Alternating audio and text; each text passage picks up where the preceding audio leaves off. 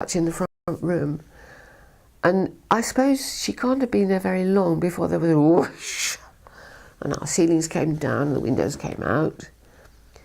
Got up, walked along the landing over the rubble, and my mother said, "I'm going down to the pub to phone to tell your dad that we're all right," because he would have ridden his bike along up to Tufts at Teddington.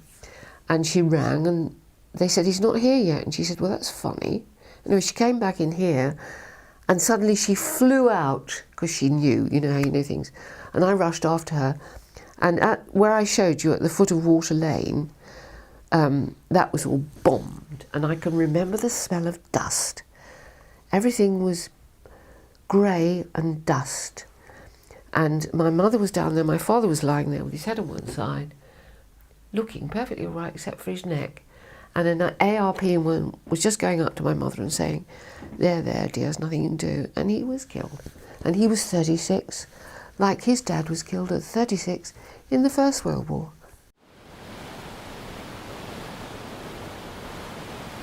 Well, I've enjoyed the river through many things, but I used to row an awful lot on the Thames.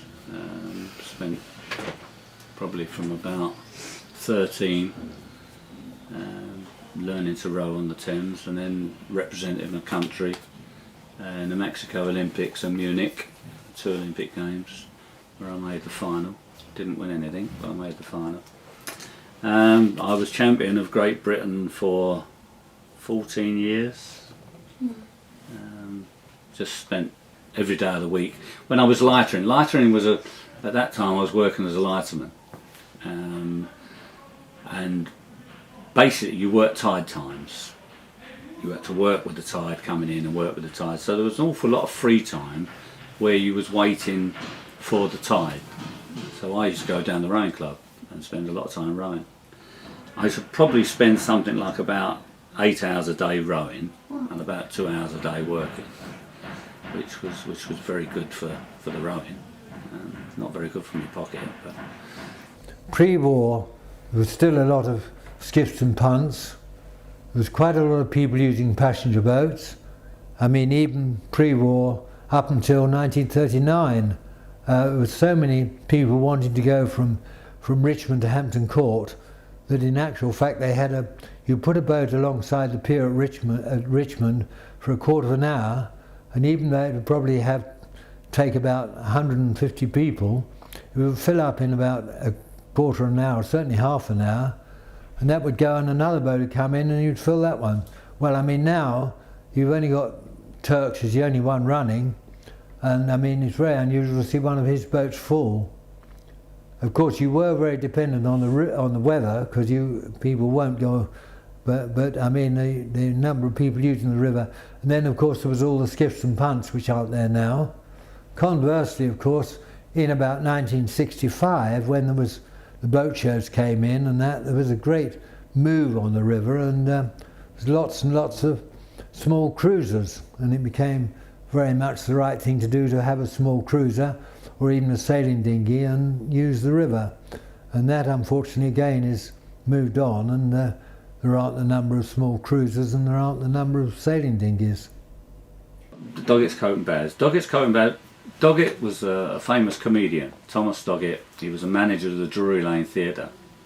And when King George I from the House of Hanover came to the throne, Thomas Doggett wanted to become a courtier. So what he decided is that he would put some money forward in his will for a race to be held between 6 young watermen. And how he got about the race was that when the City of London was a square mile, at midnight all the gates used to shut, and the entertainment spots of London was called the Stews of Southwark, and it was where all the bear baiting pits was, and the cockfighting pits, and the pubs, and the places of ill repute. The Rose Theatre, the Globe Playhouse, was all over on the south bank, and the only way to get from one side to the other was by watermen, and the watermen used to row you across, and they were basically the taxi drivers.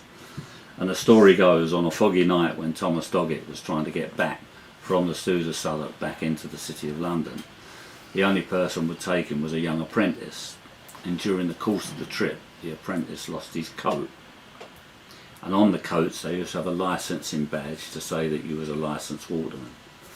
And Thomas Doggett thought, oh, this would be good. I can hold a race between 6 young apprentices just finishing their time from London Bridge to Chelsea.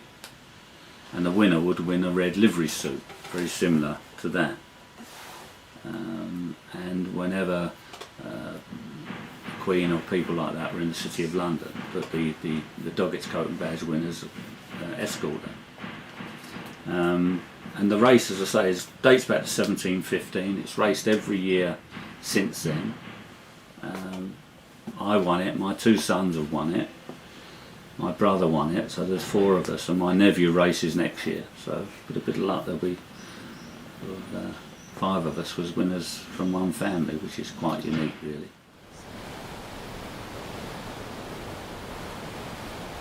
Unfortunately, the firm I work for, we lost three men.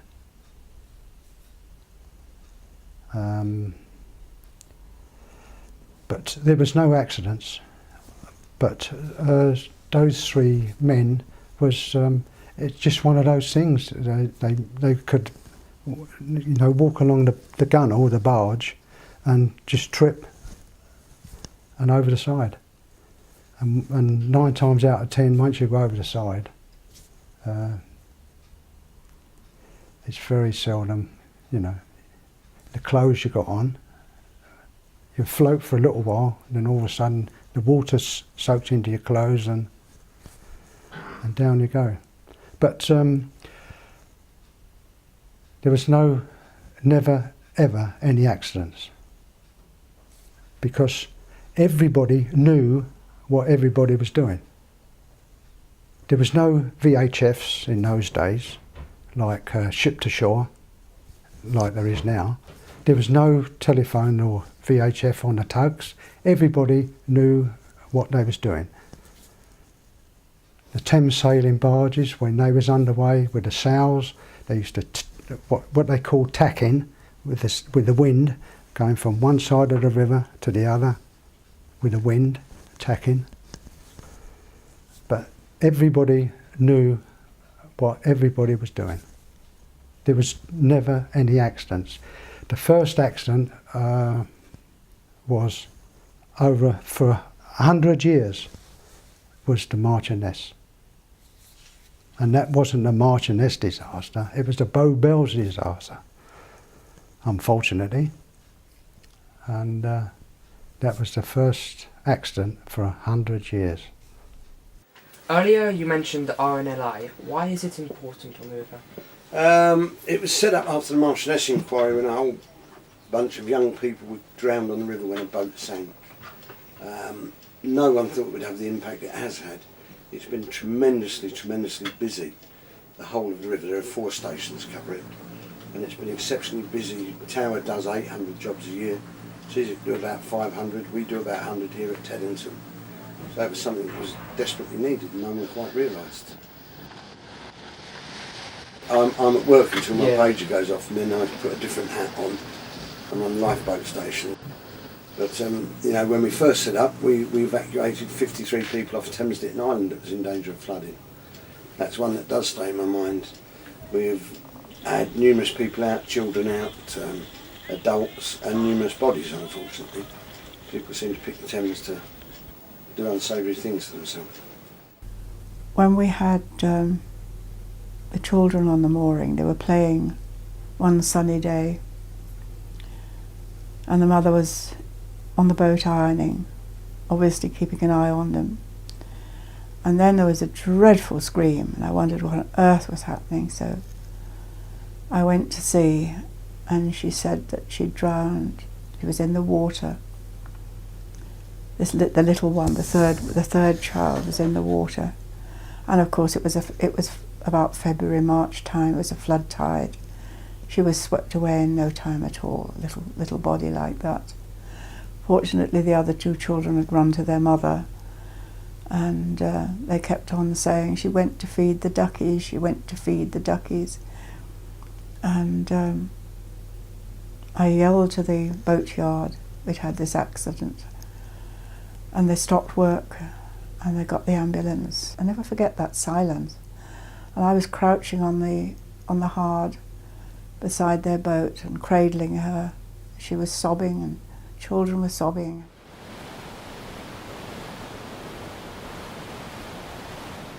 In the 60s. Yes. When it all finished.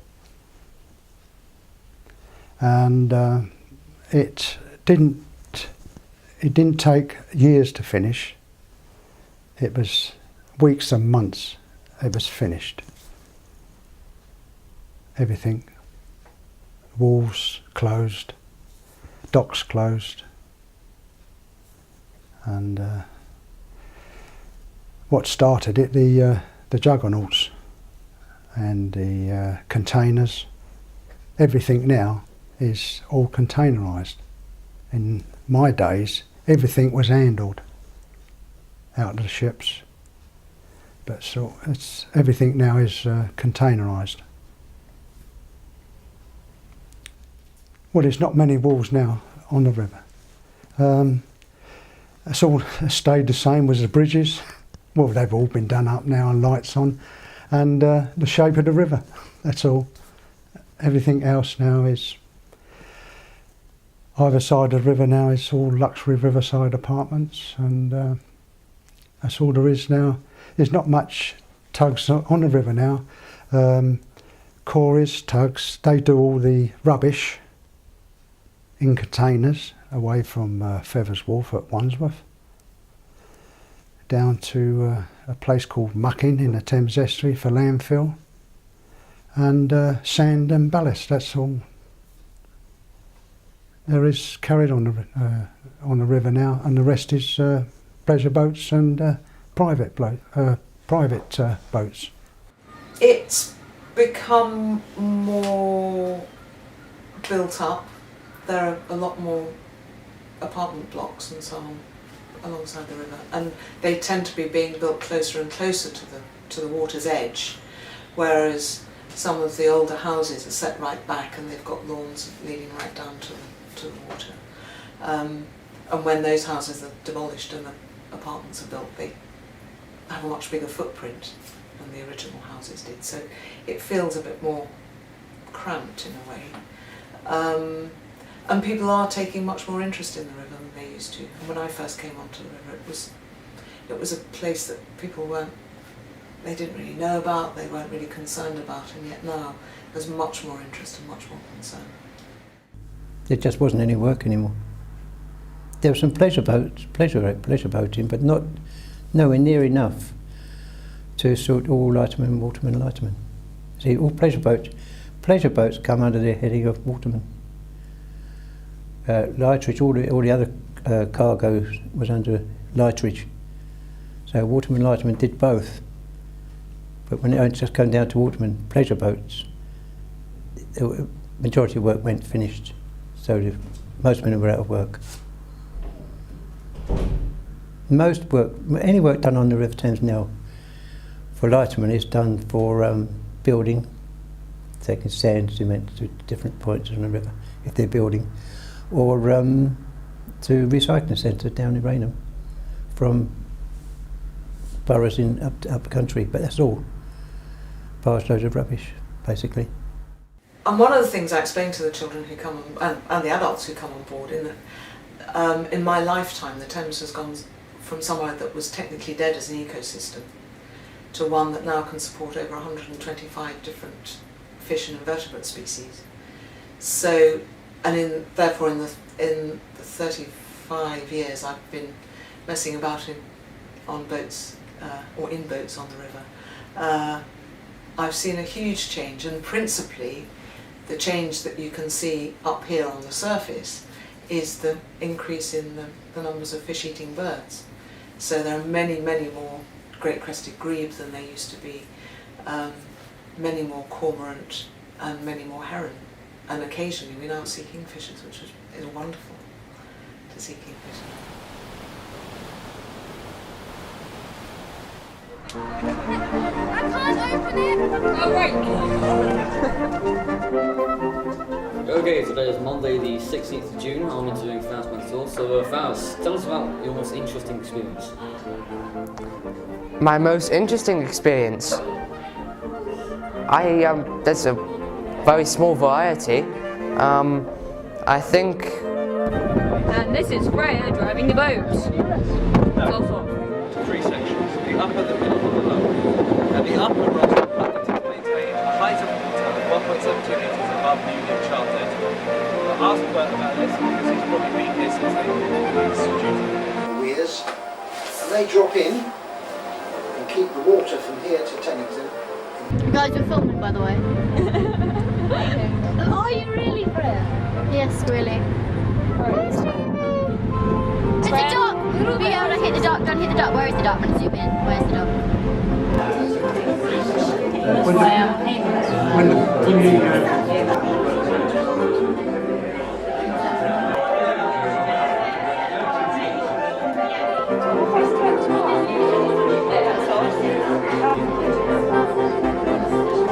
Today is Tuesday, the 16th of June 2009. The time is 15.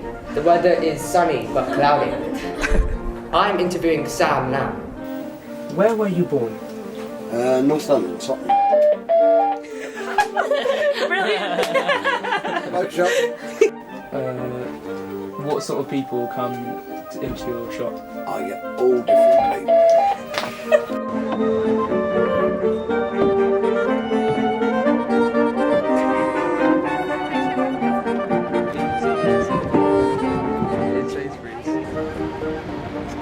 That one goes back through the original hull. Why is it called a Turk's head? Because it looks like a turban when it's made. Do Turkish people wear turbans? Dennis just comes Don't ask what a the turban like question a is.